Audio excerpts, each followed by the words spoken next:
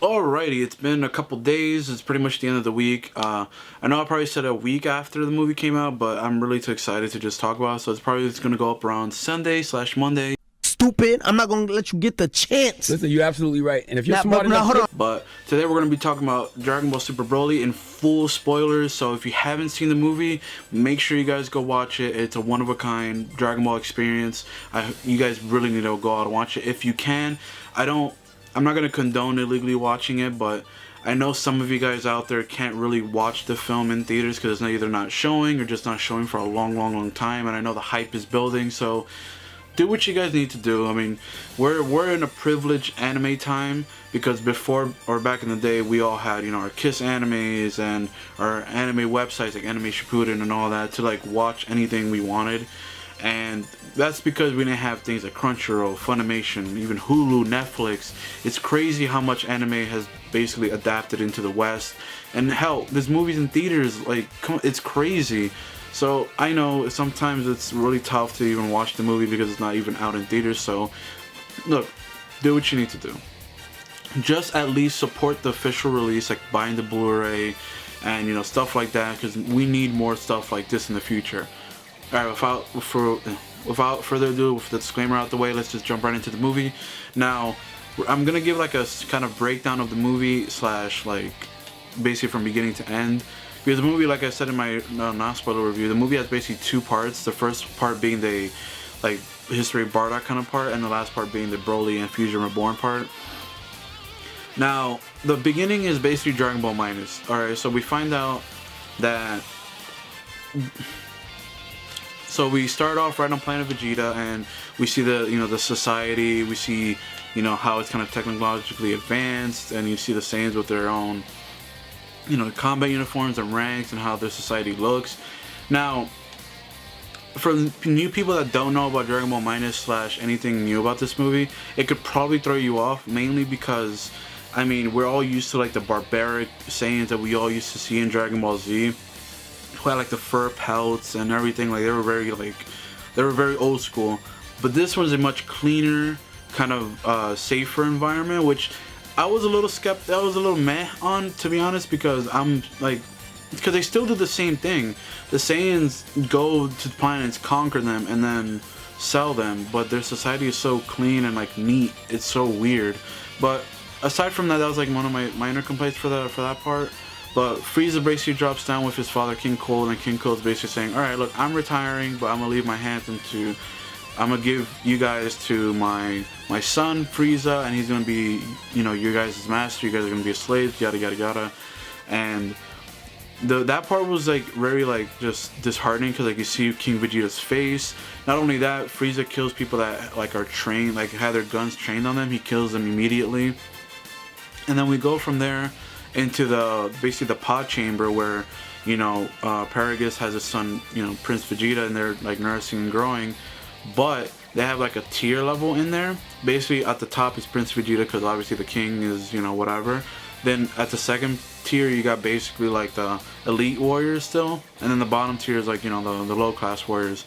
So at the second tier, the reason it was such a big issue is because they had Broly there, and that's, you know, Paragus' son, and King Vegeta was having none of it. He was very like adamant of just, look, the fact that this thing can be stronger than my Vegeta is an issue, and it's a problem, so we need to remedy this problem. So the way he remedied it was, and it made an excuse to Paragus, oh yeah, for our protection, for his, we're gonna send them to planet Vampa, and that planet is just a barren wasteland with a whole bunch of monsters and crap like that. So Paragus then leaves with them. Paragus goes to planet Vampa, finds Broly, and then they do a time skip of 5 years later. The planet is still not destroyed, and we see Bardock coming in from a mission because Frieza is basically calling all the Saiyans to return to their planet. They have a meeting, quote unquote. So then after that, they all land. Bardock is cool. He doesn't have his bandana anymore. I personally prefer the old Bardock, but this new Bardock is still really dope. He's still really cool. The fact that he comes home, sees his little wife, Gine, and sees Kakarot, Goku in like a chamber nursing, but he still feels like something towards Goku, like an emotion, because even Gine says, oh, it's not like male Saiyans to feel something towards a, you know, their child. So it was cool seeing Bardock have like an actual emotional connection to something, for even though it was a little bit. So then after that, he sends Goku off Superman style, and then now we cut to Frieza. All of them are on Planet Vegeta. Frieza launches his little death ball. Now this is a problem that I think I had with the movie. Now that I now that I look back on it, because it feels like there's like probably 20 to 30 minutes that were cut out. I know there was originally like I think something like a 3-hour script.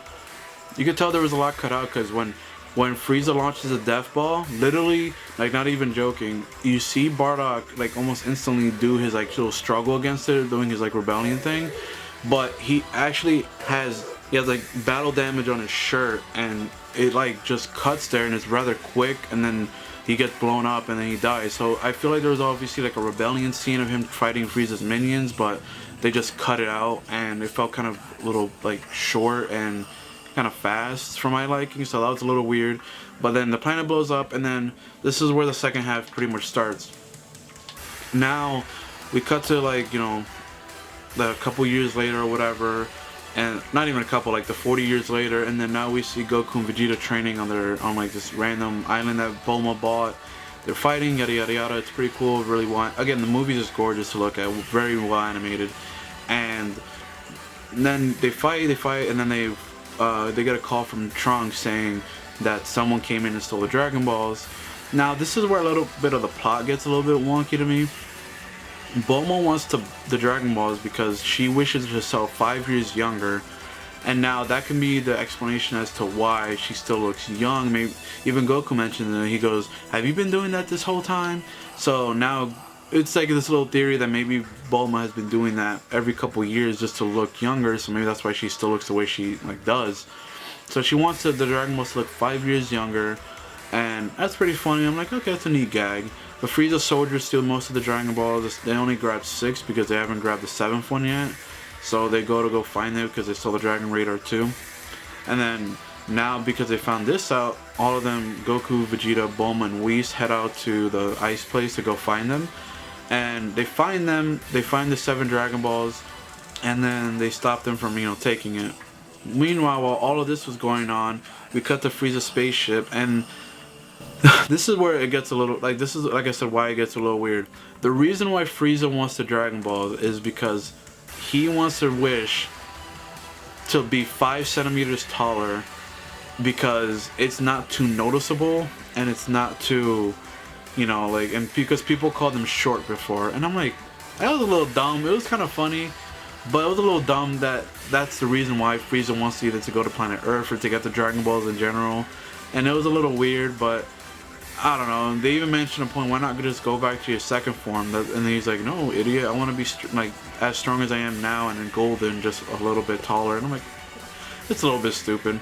So, but then they come across the planet Vampa, where they find Paragus and Broly. Mainly Chilai and Lemo find her, the 2 side characters, the green girl and the older orangey guy.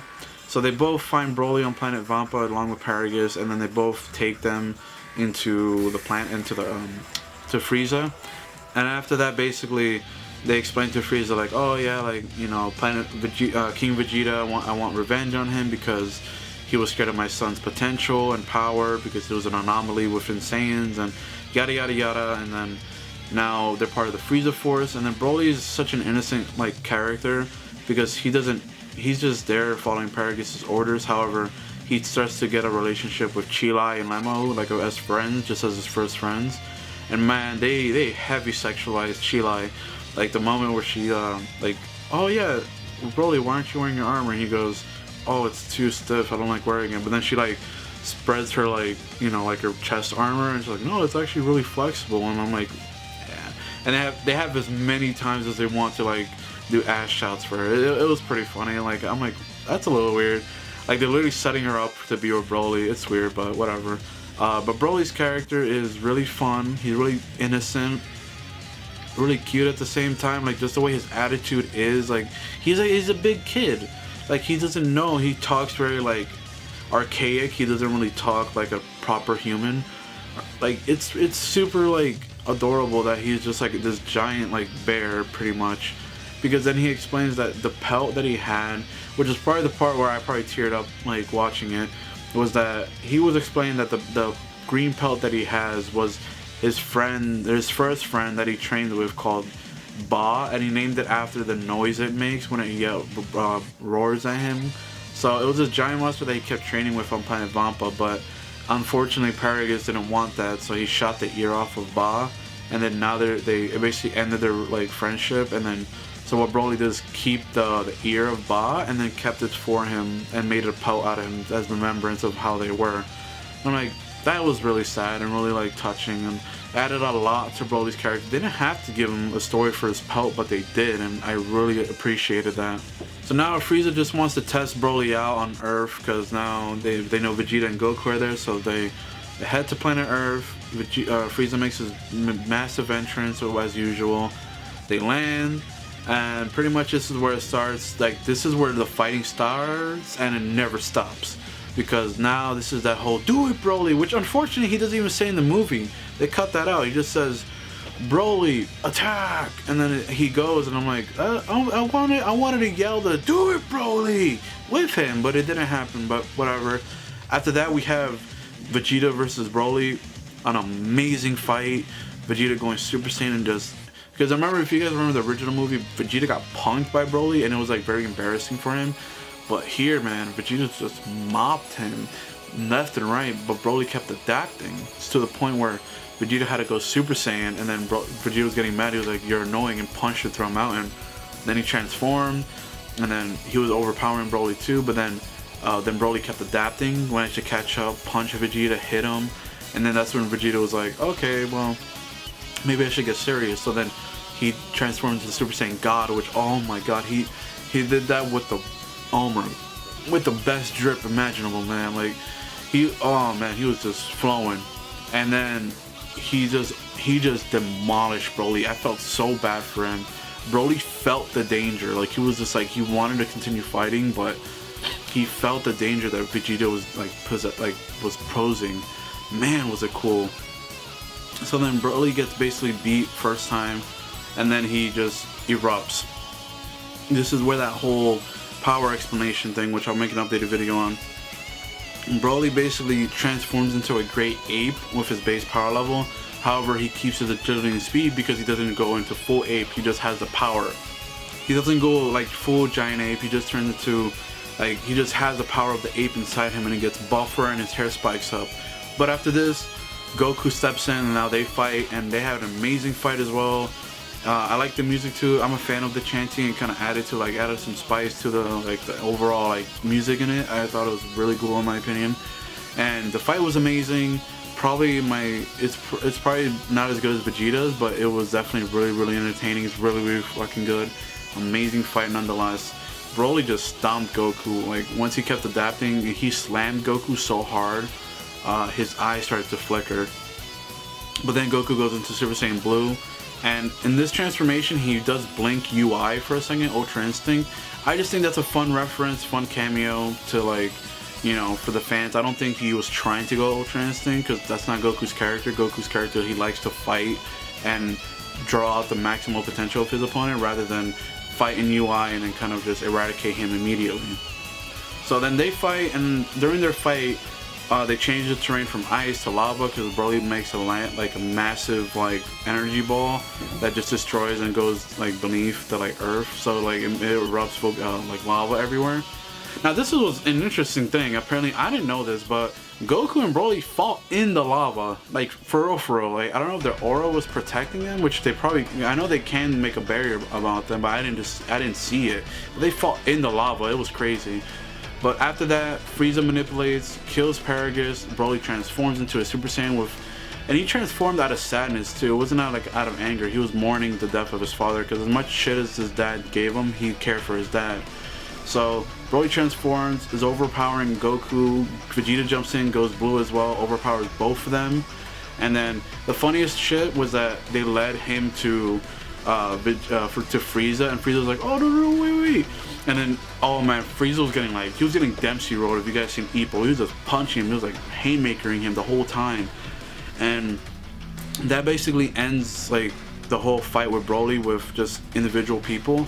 So then Goku instant transmissions himself and Vegeta out of there while Frieza's being a decoy to Piccolo, and then Piccolo and Goku both tell Vegeta like, okay, we might need to fuse, like fusion dance. So Piccolo and Goku basically teach Vegeta the dance for a whole hour because they effed up twice. They turned fat and then skinny. For a whole hour, Frieza was just getting bodied in golden form too by Broly. It was hilarious, and it was pleasant to see because of what he's done the whole time.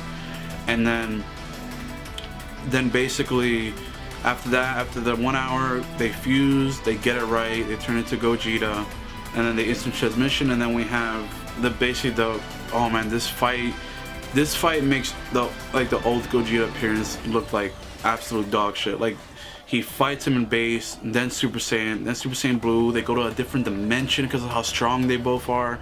The Kamehameha, there's Stardust Breakers in there, or Soul Punisher. It had everything.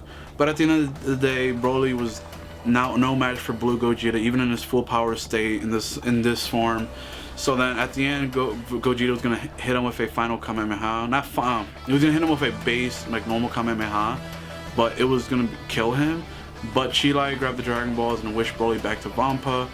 And then basically the conclusion happens where now Chi-Lai, Lemo, and Broly are back on Vampa. But Goku heads to Vampa, instant transmission there with a whole bunch of capsules given by Bulma to like give them house, food, water, whatever. And that he wants to be Broly's friend / master / fellow Saiyan. So Broly can approve of that. He smiles and he like. And then the most important thing that we get from this confrontation though is that before Goku leaves, he tells everyone, oh, you guys can call me Goku, but he goes to Broly and he goes, but Broly, you can call me Kakarot. Now, that's very important because I don't know if you guys remember, Goku, every time someone called him Kakarot except Vegeta, he would always say, my name's not Kakarot, it's Goku and I'm from Earth.